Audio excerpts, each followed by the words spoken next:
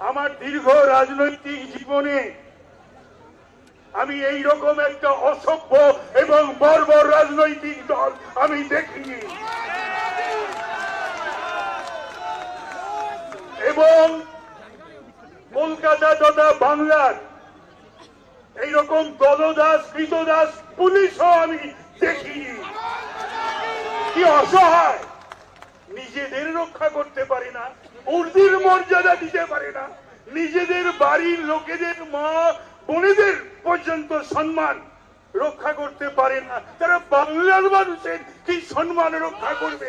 তারা কি গণতান্ত্রিক বন্দোবস্ত রক্ষা করবে? আমি কংগ্রেস আমল দেখেছি ৭২ থেকে ৭৭ থেকে ২০১১ সিপিএম বা বামফ্রন্ট দেখেছি। এইরকম কাপুরুষ পুলিশ আমি বাংলা বা কলকাতায় দেখিনি রাজীব কুমারের নেতৃত্বে এবং মনোজ ভার্মার নেতৃত্বে।